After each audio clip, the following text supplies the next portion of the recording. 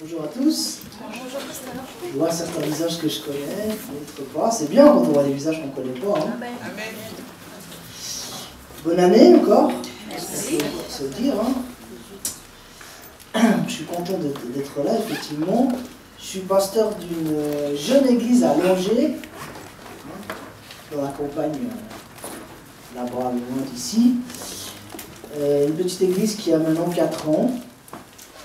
Donc c'est une nouvelle église. Hein. Et donc voilà, je suis pasteur là-bas. C'est vrai que j'ai eu plusieurs fois l'occasion de venir ici. En tout cas, je suis content d'être là ce matin. Dieu m'a conduit dans un message cette semaine, un message sur l'église. Il y a 2 raisons pour cela. La première, ça résonne un peu. La première raison, c'est que il y a quelques semaines en arrière, nous avions une rencontre avec plusieurs églises, et puis ensemble, entre collègues, on discutait un peu sur comment vivre une église aujourd'hui en 2017. Quel est le rôle de l'église en 2017? Il y a beaucoup de changements autour de nous. Tout change autour de nous. Hein. En 10 ans, c'est incroyable. Et donc, comment vivre une église d'une bonne manière aujourd'hui en 2017? Et donc, nous posions ce genre de questions. Quelle image donner aux gens autour de nous, etc. etc. Donc, c'est la première raison que je me suis dit, mais ça ferait un bon message. La deuxième raison, je me suis dit, mais vous venez d'arriver dans des nouveaux locaux, un nouveau quartier. Certainement que vous allez rencontrer des voisins, vous allez rencontrer des gens autour de vous, et ils vont vous dire « Ah, mais qu'est-ce que c'est? Qu'est-ce que c'est que ces gens qui se réunissent le dimanche matin ?» Et donc ils vont vous poser la question « Mais vous êtes qui? Vous êtes quoi? Vous faites quoi ?» Peut-être que c'est déjà l'occasion, je ne sais pas. Hein. Peut-être même que certains sont déjà venus voir, je ne sais pas. Et donc je me suis dit, il faut pouvoir donner des réponses aussi à ces gens-là. Qui sommes-nous? Qu'est-ce qu'on fait? C'est quoi une église? Etc. Donc on va parler de l'église. On va lire ensemble plusieurs textes bibliques. Et puis avant d'aller plus loin dans les textes, je vais commencer par une parenthèse que je suis obligé de faire avant d'aller plus loin sur l'église. Voilà, c'est un premier passage qu'on va lire qui se trouve dans Jean 4.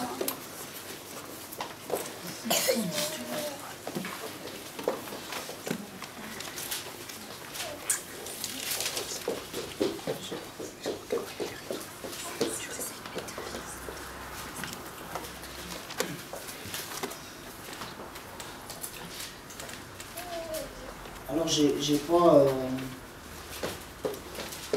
du tout la prétention d'être un assez bon théologien ou étudiant de la Bible pour définir le rôle de l'Église et tout ça. Mais voilà, c'est beaucoup de réflexions que nous avons eues sur l'Église que j'ai envie de partager avec vous ce matin.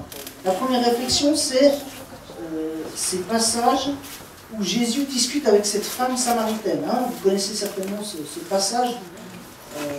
Il rencontre cette femme au puits, puis il discute avec elle. Certainement que c'est une prostituée, puisqu'il va mettre à jour la vie de cette femme qui a 5 maris, etc. Et puis s'ensuit une discussion, et à partir du verset 19, ça devient intéressant.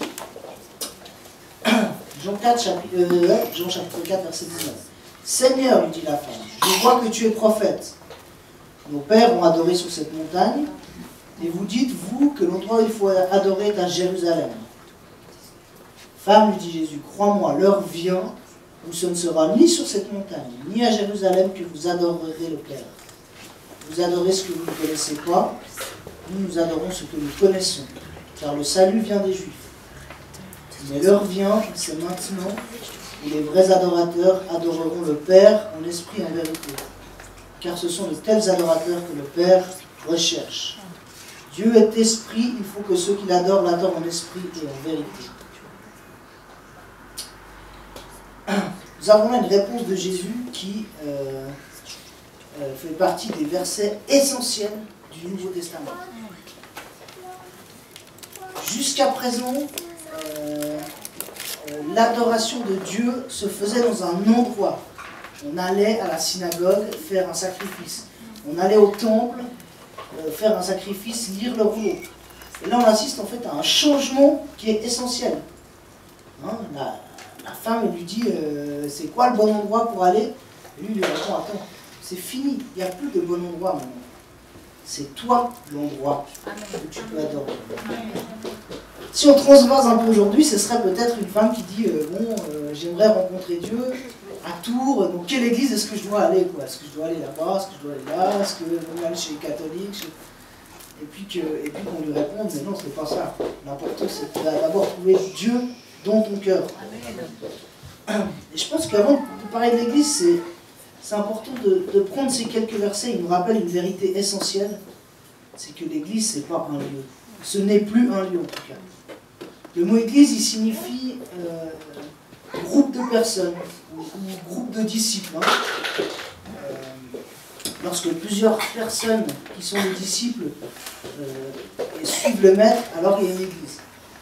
Et donc ce n'est plus un endroit, ce n'est plus un lieu, mais ça devient des personnes. Hein. Les vrais adorateurs adoreront le Père en esprit et en vérité, car ce sont de tels adorateurs que le Père recherche. C'est vrai que voilà, on a des locaux. Nous aussi à Angers, nous avons une belle salle. Ici, il y a des beaux locaux, c'est super. Mais je crois que dans notre vision de l'église, on ne doit pas oublier que les locaux sont des outils. C'est des outils à notre service. On peut se réunir, on peut louer, on peut chanter, on peut inviter des gens, on peut faire des repas, on peut faire plein de choses. Mais ce n'est pas le lieu qui fait l'église. C'est nous qui sommes l'église. Quand je suis arrivé à Angers, au début, j'ai rencontré le prêtre de l'église catholique. Et je lui ai présenté, je lui ai dit, voilà, l'église évangélique, on va arriver sur Angers, donc je lui ai annoncé notre venue. Et la première question qu'il m'a posée, c'est, vous allez vous installer où? Vous allez construire une église? J'ai dit, non, on ne va pas construire, une salle nous suffit, hein. On n'est pas obligé d'avoir un clocher. Et pour lui, en fait, dans sa tête, il se disait, mais si une église arrive, il leur faut un bâtiment avec un clocher. Non, il nous faut une salle.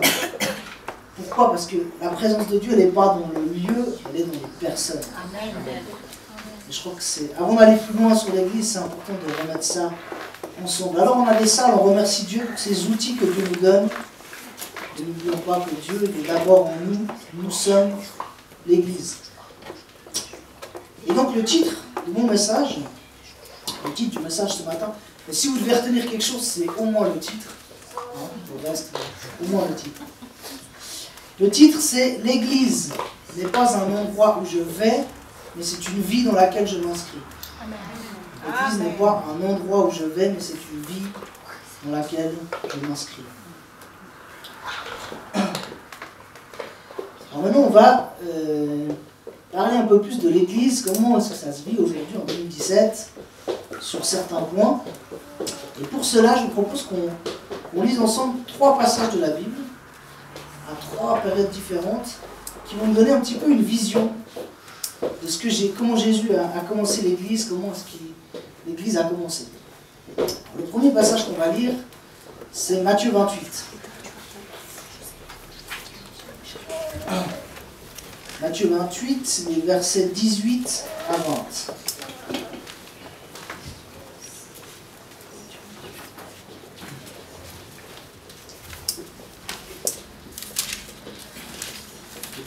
C'est les derniers instants de Jésus. Hein. Il a vécu son ministère avec les disciples. Il est sur la fin de son ministère ici sur terre, de sa mission. Et donc dans les derniers instants de sa vie, dans les derniers moments de ses disciples, il va donner ses consignes qui sont essentielles pour nous. Hein. Jésus s'approche des disciples et puis il leur dit « Tout pouvoir m'a été donné dans le ciel et sur la terre. Allez donc, faites de toutes les nations des disciples, baptisez-les au nom du Père, du Fils et du Saint-Esprit, et enseignez-leur à mettre en pratique tout ce que je vous ai prescrit. Et moi je suis avec vous tous les jours jusqu'à la fin du monde. »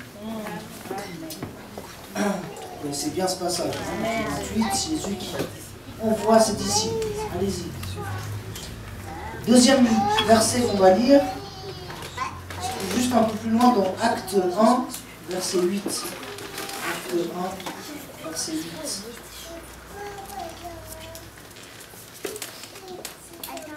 Pareil, dernier moment de Jésus avec ses disciples, hein, juste avant qu'il monte au ciel, ses disciples le voient s'élever, il leur dit cela. Acte 1, verset 8. Mais vous recevrez une puissance, celle du Saint-Esprit qui surviendra sur vous, et vous serez mes témoins à Jérusalem, dans toute la Judée, dans la Samarie et jusqu'aux extrémités de la terre. Et vous recevrez une puissance, celle du Saint-Esprit. On a deux exhortations de Jésus, et le troisième texte qu'on va lire tout de suite, il se trouve dans Acte 2, les versets 42 à 47. Acte 2, versets 42 à 47, c'est un texte du fondement de l'Église. On assiste finalement au fonctionnement des premiers croyants en tant qu'Église. Hein. Donc on découvre ça. Acte 2, verset 42. Il persévérait dans l'enseignement des apôtres, dans la communion fraternelle, dans la fraction du pain et dans les prières. La crainte s'emparait de chacun, et il se faisait beaucoup de prodiges et de signes miraculeux par l'intermédiaire des apôtres. Tous ceux qui croyaient étaient ensemble, ils avaient tout en commun. Ils vendaient leurs propriétés et leurs biens, et ils ont partagé le produit entre tous en fonction des besoins. Chaque jour, avec persévérance, ils se retrouvaient d'un commun accord autour. Ils rompaient le pain dans les maisons, et ils prenaient leur nourriture avec joie et simplicité de cœur. Ils louaient Dieu et avaient la faveur de tous les cœurs. Le Seigneur ajoutait chaque jour à l'Église ceux qui étaient sauvés.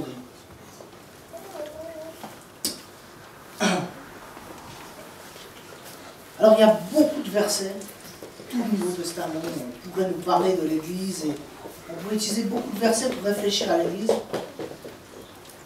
Moi j'aime bien mettre ces trois textes l'un à côté de l'autre, parce que je trouve que finalement il nous donne une espèce de vision. Hein. Jésus, il nous donne une mission. Il dit voilà, maintenant vous allez aller dans les nations faire des disciples, vous allez les baptiser, vous allez les enseigner, etc. Donc, il donne une mission à tous ses disciples. Hein. Et puis le deuxième texte de l'Acte 1.8, il nous donne un outil pour remplir cette mission. Cette mission, vous n'êtes pas seul, vous allez recevoir le Saint-Esprit. C'est une puissance qui va vous aider à témoigner. Voilà, c'est l'outil que je vous donne pour remplir votre mission. Et puis le troisième texte, de l'acte 2, on découvre finalement les fruits de cette mission. Hein, on découvre que finalement, les disciples, en obéissant à Jésus et en utilisant le Saint-Esprit, qu'est-ce qui se passe? Pof, il y a l'Église qui est là. Hein. Ils vivent ensemble, ils mettent tout en commun. Chaque jour, Dieu amène de nouvelles personnes. Ils prient, ils lisent la Bible, etc., etc. Il y a des signes miraculeux, des prodiges. Donc on voit un certain déroulement en fait. Hein. Dieu donne une mission, il donne l'outil, et on voit les fruits de cette mission, l'Église. Donc on pourrait dire que l'Église, c'est le fruit de la mission que Dieu nous a donnée. Hein. Alors j'aimerais faire trois remarques qui sont un peu des choses qui me semblent que nous devons faire attention dans l'Église. Parce que vous savez, hein, si vous avez un peu regardé peut-être l'histoire, moi j'ai fait des cours sur l'histoire de l'Église au fil des siècles, hein, depuis Jésus, on remarque souvent que l'Église va un peu à droite, un peu à gauche, suivant la société, suivant ce qui se passe. Voilà. Et donc on doit se poser régulièrement la question, est-ce que l'Église va bien? Est-ce que nous sommes bien? Est-ce que nous suivons bien la parole de Dieu? C'est important de se remettre en question. Régulièrement au cours de l'histoire, il y a eu des réveils d'église où les gens un peu se sont dit, mais attention, là, il faut qu'on revienne là. Hein. Donc j'ai trois remarques qui nous permettent de se reposer des questions sur notre vie d'église. La première chose, ça concerne l'organisation, ou ce qu'on pourrait appeler l'institution. Vous savez qu'en France, quand on parle d'église, en général, l'Église catholique, c'est une institution. Hein. On voit ça comme une institution. Alors, je voudrais vraiment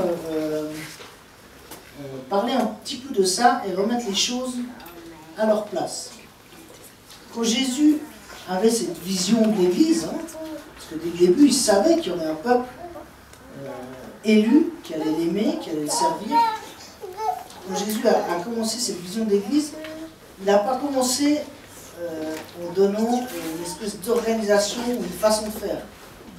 Il a donné des disciples, des hommes, des femmes, avec leur cœur, avec leurs dons, avec leur personnalité, avec leur vie, etc. Il a donné ces hommes et ces femmes à l'Église comme disciples, il les a remplis du Saint-Esprit. Et c'est ces gens-là, nous, le peuple de Dieu, qui faisons l'Église. Il y a une relation de disciples à maître, hein, des disciples suivent un maître, en groupe, et puis il y a des fruits qui découlent, et nous vivons l'Église. Ensuite, c'est vrai qu'il a fallu structurer tout ça. On voit dans le livre des Actes, on découle qu'il a fallu organiser.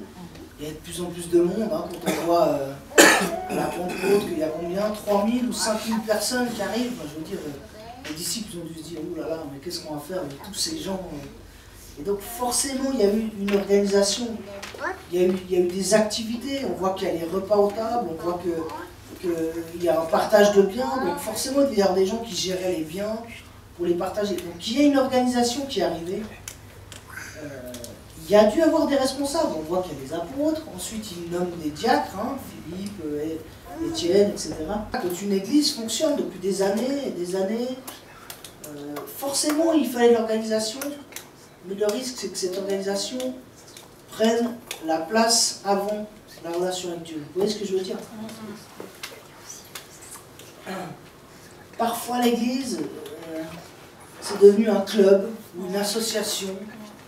Je vais le dimanche matin à l'église parce que voilà, bon, c'est bien, hein, je vais voir les copains, je vais voir les amis, voilà, ou je vais à l'étude biblique, comme je vais à un club de sport, etc. Parce qu'on est tombé un peu dans un système d'organisation ou d'institution. Hein. On y va par habitude, on y va par fonctionnement, etc. Alors cette première remarque, c'est vraiment un panneau, mais attention, l'église, ça n'est pas quelque chose, ça ne commence pas par l'organisation. Ça ne commence pas par un fonctionnement, ça ne commence pas par des activités, par un planning, etc. L'église, ce n'est pas un lieu, une association dans laquelle je vais. C'est une vie dans laquelle je m'inscris. Peut-être qu'au premier abord, quand on voit l'église, on voit une association comme une autre, hein, là, les gens sont... Mais c'est pas ça. On ne trouvera pas la joie et la puissance de Dieu en venant s'asseoir sur une chaise comme une association. La joie, la puissance de Dieu, c'est pas dans l'organisation, c'est dans la relation personnelle de chacun avec Dieu. Ça, c'est important de le rappeler. Hein. Quand Jésus a eu cette vision de l'Église, il a choisi chaque personne, chaque disciple, il les a choisis précieusement. Il les a appelés à le suivre. À chacun d'eux, il a donné le Saint-Esprit. Il a dit, vas-y. Et l'Église, c'est ça. C'est chaque personne individuellement qui suit Jésus. Alors, faisons attention. L'organisation prend parfois le dessus. Les activités prennent parfois le dessus. Je sais, hein, même en tant que responsable, j'ai parfois dû mettre des limites sur des réunions, sur des activités, parce que quand on a une activité tous les soirs de la semaine avec l'église, comment voulez-vous qu'on ait du temps pour sa famille, pour ses enfants, pour soi-même?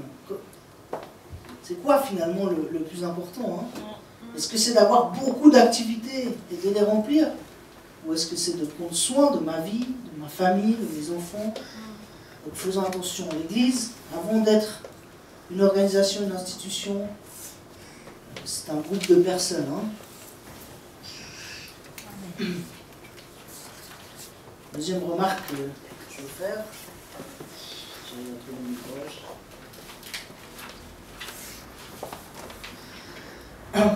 Ça va vous paraître bizarre, hein. Deuxième remarque que je vais faire. L'Église est là parce qu'il y a des disciples. S'il y a des disciples, il y a un maître, c'est Jésus. Que nous avons décidé de suivre, que nous avons décidé de mettre au centre de notre vie. Et la deuxième remarque que je voudrais faire, c'est que, pareil, hein, c'est un panneau, attention, c'est que Jésus reste le centre de ma vie. Pourquoi est-ce que je dis ça? Je dis ça parce que parfois l'Église peut prendre le centre de ma vie. Et pour moi, c'est un des pièges et une des choses qu'il faut faire attention dans l'Église. C'est que l'Église, en tant que groupe, en tant que lieu, ne prenne pas la place la plus importante dans ma vie chrétienne. Je sers avant tout Jésus. Je suis sûr que si je posais la question, même ce matin, à certaines personnes, sur qui ils sont, ou comment est-ce qu'ils vont avec Dieu, j'aurais des réponses du style « Ah oui, non, ça va, mais tu sais, je fais la louange dans l'église. » Ou « Oui, bon, moi je fais la présidence à l'église. Ah ben, je m'occupe des enfants à l'église. » J'aurais des réponses comme ça. Et je dis pas que c'est pas bon, hein. Il faut des responsables d'activité, il faut des gens qui s'engagent. J'ai eu plusieurs fois des jeunes autour de moi, dans l'église, qui se cherchaient un peu, mais qu'est-ce que je peux faire? Et tout de suite, ils pensent qu'il faut qu'ils trouvent une place. Ah, mais je voudrais servir dans l'église, est-ce que je peux prendre une place? Est-ce que je peux faire quelque chose? C'est comme si la vie de l'église, quand on se voit, c'était le but à atteindre, quoi. Ah, mais il faut qu'un jour je fasse la prédication, c'est le but ultime. Je vous rassure, c'est pas du tout le but ultime. Au contraire, il y a des fois où je serais resté assis volontiers. Non mais, vous voyez ce que je veux dire? Ou aller faire la louange, non. Peut-être qu'il y a des gens que Dieu va appeler à faire la louange. Et merci Seigneur, parce qu'il donne des dons. Heureusement que c'est pas moi qui joue la musique. Hein. Merci que Dieu donne des dons. Mais ce que je veux dire, c'est que c'est pas le but de ma vie chrétienne à atteindre. Alors souvent, moi je dis à ces personnes qui me demandent, je me dis, mais est-ce que tu as posé la question à Dieu? Est-ce que tu en as discuté avec lui? Parce que finalement, celui qui va te dire ce que tu dois faire, c'est Dieu, c'est pas moi. Hein. Les dons que je vais mettre au service de Dieu, c'est Dieu qui les fait sortir de moi. C'est Dieu qui les fait fleurir.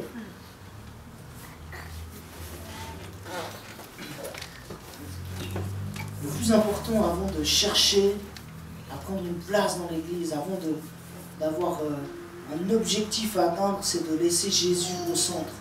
Ça peut paraître simple, hein? Mais parfois, oui, bon, Jésus il est là et on vise quand même quelque chose, une place dans l'église.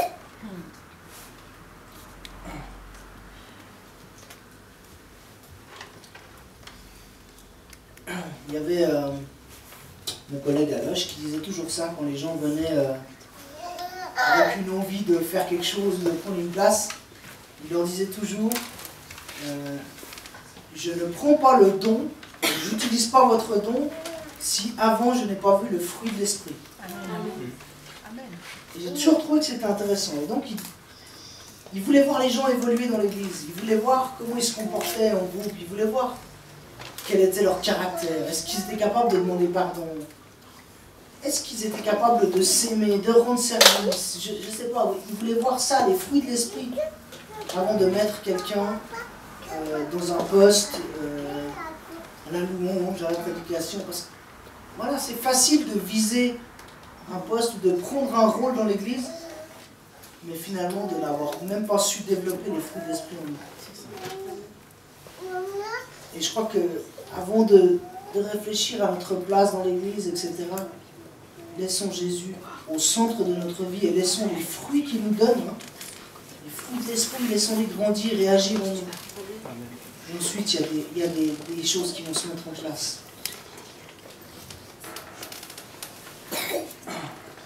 Peu importe quelle place Jésus va nous donner dans son organisation, peut-être qu'il m'appelle juste à venir et à participer sans prendre de responsabilité.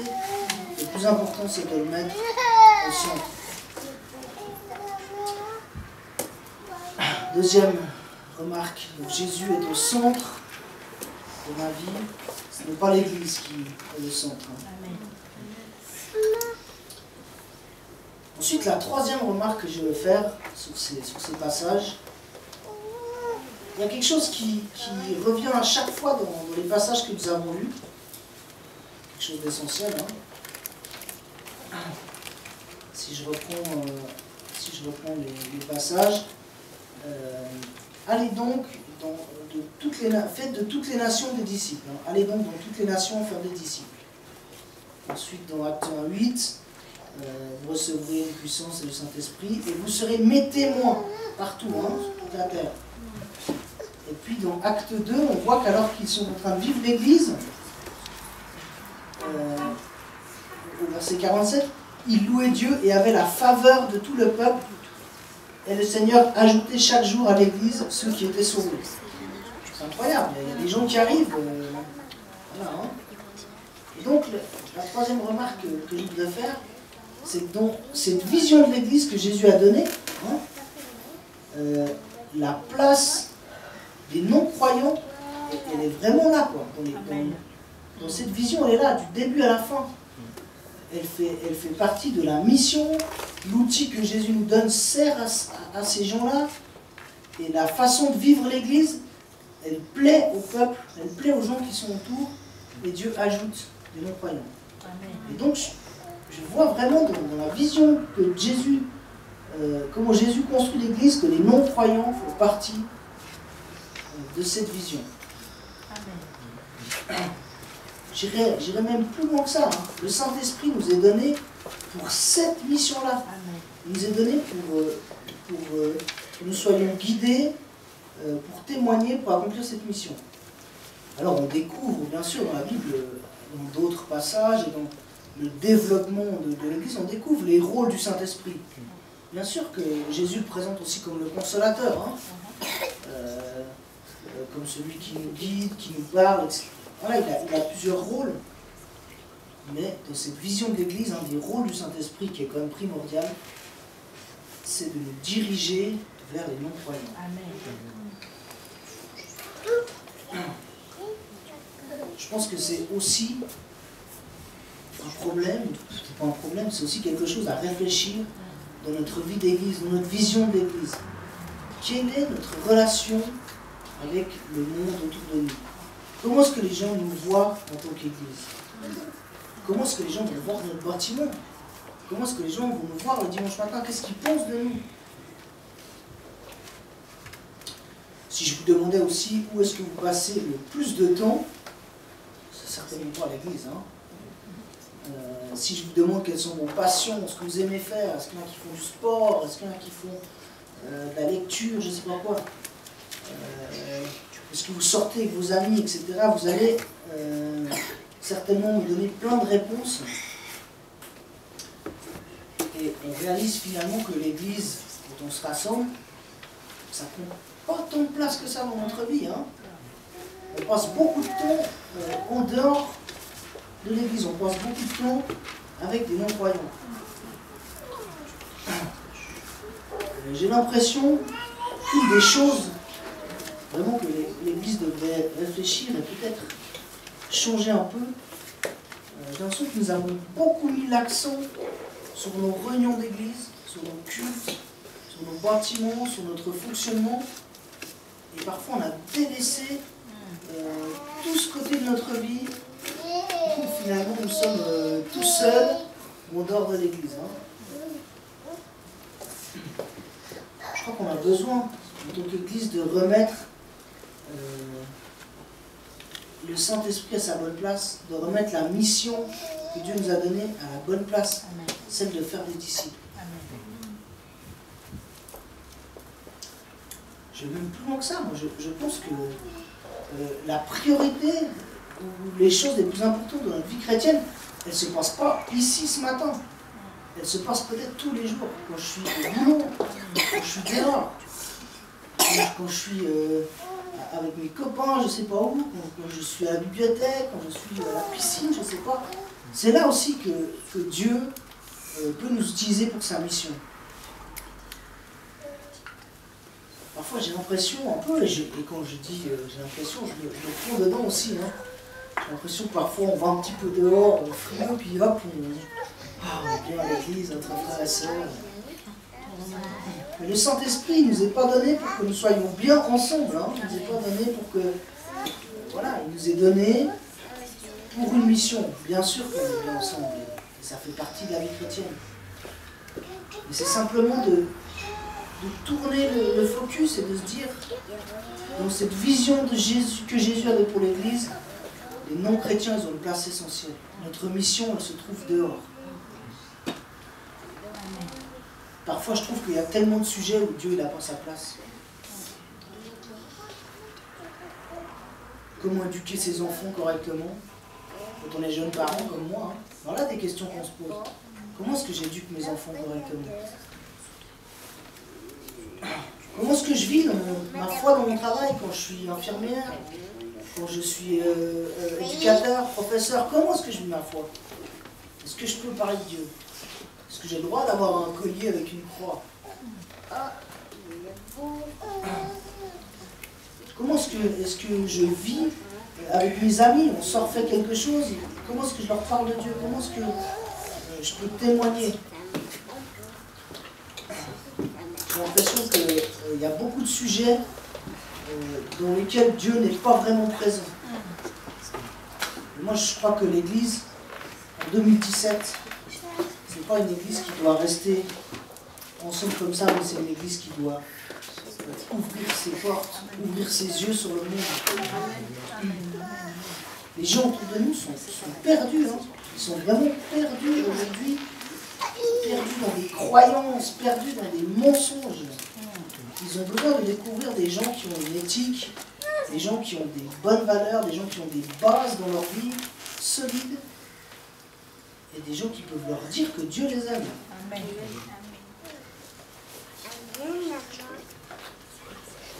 Quand je dis le mot église à quelqu'un, quand je parle de l'église, les gens ont une vision de l'église, mais ça n'a rien à voir avec ce qu'on vit. Hein.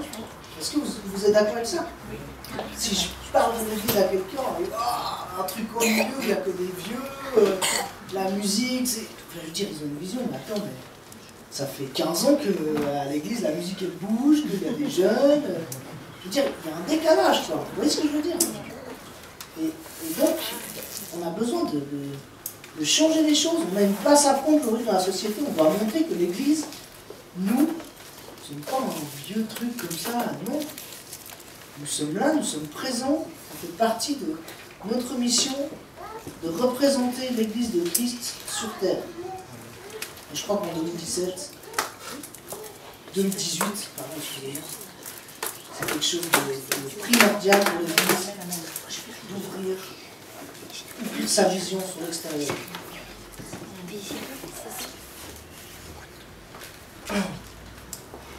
Alors quelques pistes de mise en pratique peut-être, après ces 3 remarques. Comment est-ce que je me définis dans l'Église? Comment est-ce que je me définis dans l'Église? C'est quoi ma place dans l'Église? Est-ce que je suis un disciple de Jésus? Ou est-ce que je suis juste un membre d'une association d'Église? Est-ce que j'ai une vraie relation avec Jésus? C'est ça le plus important. Est-ce que j'ai une vraie relation avec Jésus? Est-ce que Jésus il est au centre de ma vie? Moi, le dimanche matin, tous les jours. Je suis au boulot, je suis dehors. Est-ce que Jésus est au centre de ma vie? Est-ce que ce que je fais quand je suis en dehors de l'église, j'en parle à Jésus?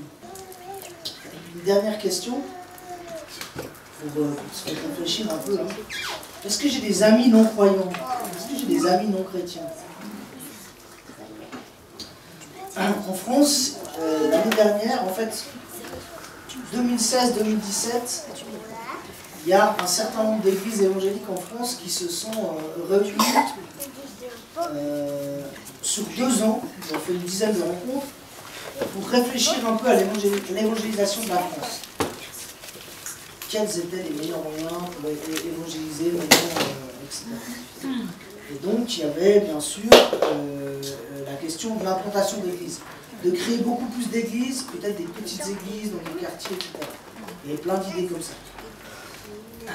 Il y a une chose qui est ressortie de toutes ces questions, un point qui est ressorti. Donc il faut vous imaginer, hein, il y avait à peu près une centaine de personnes qui représentaient de différentes églises de toute la France. Le point qui est ressorti, un des points qui est ressorti, c'est d'encourager les gens dans nos églises à avoir des amis non chrétiens. Parce que, en fait, il y avait une prise de conscience qu'il y a des gens qui n'ont plus d'amis non chrétiens. Je ne sais pas si c'est le cas. Hein. Oui, je crois que dans notre mission d'aller parler de ce Dieu d'amour, d'aller faire des disciples, ça passe par des relations avec les chrétiens. On doit les comprendre, on doit passer du temps avec eux. Et quelle est votre relation avec les non-chrétiens?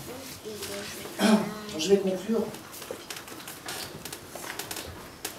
Quand on a implanté l'église à Langeais, on a dû réfléchir à tout cela. On a réfléchi à beaucoup de questions sur l'église. Parce qu'il y a des gens qui nous ont écoutés, il y a des gens qui ont entendu l'évangile, il y a des personnes qui ont décidé de suivre Jésus. Hein. C'est le premier pas, je me convertis, je suis Jésus. Et ensuite, qu'est-ce qui se passe? Il y a la deuxième phase, c'est rejoindre l'église. Vous voyez ce que je veux dire? Quelqu'un entend l'évangile, il accepte Jésus comme son sauveur, il lit la Bible, voilà, il y a des groupes découvertes de la Bible, voilà. Et puis, ensuite, il vient à l'église. Parfois, il y a un véritable fossé entre ce que la personne va vivre à l'église et entre ce qu'il a vécu dans la Bible avec Jésus. Hein? Et donc, toutes mes réflexions que je me faisais, c'est comment vivre l'église qui corresponde le mieux possible à ce qu'on trouve dans la Bible. Hein? En fait, c'est ça l'idée de ce message. C'est de me dire, il y a des pièges, des fois on dérive, on tombe dans de l'organisation, des fois on est trop centré sur notre église, on oublie les gens à l'extérieur, etc. Et donc c'est simplement de se dire, c'est quoi vivre l'église le plus biblique possible. Si quelqu'un se convertit en lisant la Bible, et que demain il pousse la porte et qu'il rentre ici, est-ce qu'il sera à l'aise? Est-ce qu'il va dire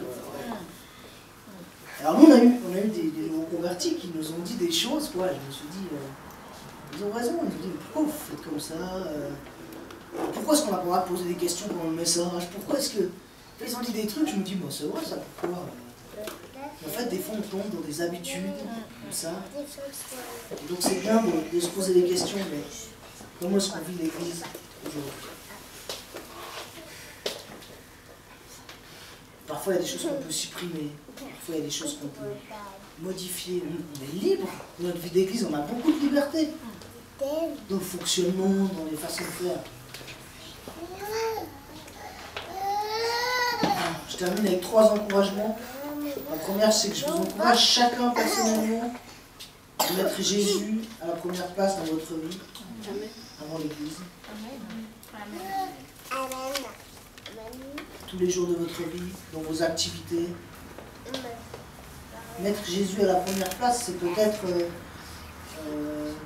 faire une prière avant de prendre une décision. C'est peut-être remettre sa journée avant d'arriver au travail. C'est peut-être prier pour un collègue. Ça peut être plein de choses. Je vous encourage à le faire, pas seulement à l'église. Mais tous les jours, mettez Jésus à la première place dans votre vie. C'est ça, hein, être disciple. Deuxième encouragement, c'est que je voudrais vous encourager à chercher ce que Dieu attend de vous en tant que disciple. Où est-ce qu'il attend que je le serve? Qu'est-ce qu'il attend que je fasse? C'est quoi ma mission sur terre? Qu'est-ce que Jésus attend de moi? Est-ce que je dois servir à l'église dans un ministère? Hein? Est-ce que je dois avoir un ministère pour aider les croyants, pour les encourager à la louange, pour leur annoncer la parole? Ou est-ce que Dieu attend de moi que j'aie un service ou un ministère en dehors, auprès de mes collègues, auprès de mes amis? Quelle est la mission que Dieu attend de moi? Si il vous a sauvé, si vous êtes disciple, si vous avez reçu le Saint-Esprit, c'est pour une mission. C'est quoi cette mission? Je vous encourage à réfléchir à ça, à poser la question à Dieu. Le troisième encouragement, c'est que je veux vous encourager maintenant à écouter le Saint-Esprit et précisément sur la question à qui est-ce que je peux témoigner avec son aide? À qui est-ce que je peux parler de Dieu? J'avais un enseignant que j'ai fait mes stages qui était assez dur. Et je pense qu'il avait raison. Hein. Et il me disait, si tu fais de l'évangélisation, mais que tu n'as jamais fait un disciple qui à son tour va faire un disciple, alors ton évangélisation n'est pas complète. Moi je me suis dit, oula, c'est vachement dur. Vous avez compris ce qu'il me disait? Il me disait, si tu parles juste de Jésus comme ça, et que tu penses à faire de l'évangélisation, c'est pas juste. Hein, dans Matthieu 28, il nous dit, enseignez-leur à mettre en pratique. Et donc il y a l'idée de faire un disciple. Je l'aide dans sa vie chrétienne, je l'amène au Seigneur, je l'aide à grandir, je lui enseigne tout ce que je sais, jusqu'à ce qu'à son tour lui-même puisse faire un autre disciple. Hein, c'est un cercle. On appelle ça le cycle du disciple. Quoi. Moi je crois que si on est disciple et que dans notre vie on n'a jamais pu parler à quelqu'un de Jésus et aider quelqu'un à rencontrer Jésus et l'aider, alors on doit se poser la question, mais quel disciple je suis quoi? Quel est mon rôle de disciple? C'est à quoi ma vie chrétienne si je ne remplis pas la mission que le Saint-Esprit, que le Maître m'a donnée? Je sais que nous avons tous des dons différents. Peut-être certains sont plus à l'aise, d'autres moins. Mais je vous encourage à prier. Et des fois, vous savez, hein, moi j'ai les relations assez faciles. Je vais très facilement parler avec les gens. Voilà, c'est un de mes dons d'être hyper social. C'est un de mes dons. Il y a des fois, les gens qui me répondent, ah, mais nous, on n'est pas comme toi, on ne peut pas parler et tout ça. Je dis, mais attention, c'est pas vrai. Hein. Il y a des gens timides qui ne parlent pas beaucoup, qui ont eu beaucoup plus de fruits que moi. Hein. Parce que des fois, ça peut être avec une bonne parole au bon moment. Ça peut être en écoutant quelqu'un. Ça peut être en rendant un service. Ça peut être en donnant quelque chose à quelqu'un qui peut y avoir son cœur qui est touché. C'est pas seulement en parlant facilement. Hein. Donc je voudrais encourager ceux qui ont, peut-être qui sont plus timides dans leur... Voilà, c'est pas grave. Hein. Dieu peut vous utiliser. Donc ce dernier encouragement, c'est écouter le Saint-Esprit. À qui est-ce que je peux parler de lui? Avec qui est-ce que je peux témoigner et faire un disciple? Hein? Amen. Amen. Voilà ce message. L'église, ce n'est pas un endroit où je vais, c'est une vie dans laquelle je m'inscris. Une vie dans laquelle je m'inscris, et c'est tous les jours de la semaine. Chaque heure du jour et de la nuit, je suis l'église. Prions ensemble. Jésus, quand je vois comment tu as organisé les choses pour vivre l'église, je me dis que c'est de la folie. Confier une mission comme ça à un peuple tel que nous, à des hommes tellement faillibles, tellement faibles dans leur chair, tu leur as donné la mission de leur présenter ce grand Dieu. Seigneur, je me sens tellement indigne de cette mission. Heureusement que tu nous as donné l'Esprit Saint. Heureusement que tu nous as donné cette puissance pour accomplir cette mission.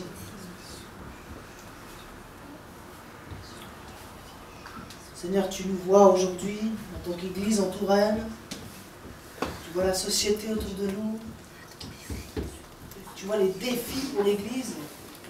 Comment répondre à la société aujourd'hui, comment prendre sa place aujourd'hui. Je prie que tu renouvelles ton Église. Je prie que tu renouvelles chaque personne ici dans sa vie chrétienne. Je prie que tu puisses être le centre de la vie de chacun ce matin, Seigneur. Je prie que tu montres à chacun quelle est sa mission pour ton service. Je prie, Seigneur, que tu donnes à chaque personne un ou des disciples à accompagner. Parce que l'Église, c'est ça. C'est des disciples qui font d'autres disciples, qui suivent un maître ensemble. Quand je prie pour l'Église Parole de Dieu ici, merci de les bénir dans ce nouveau quartier. Seigneur, nous savons qu'une église dans un quartier, c'est une bénédiction. On veut prier, Seigneur, que l'église rayonne dans ce quartier. On veut prier pour les voisins, on veut prier pour les gens qui sont là autour, Seigneur, que tu puisses faire ressentir ta paix dans ce quartier. Donc que l'église ici, par le Dieu, soit une bénédiction dans ce quartier. Au nom de Jésus. Amen. Soyez bénis.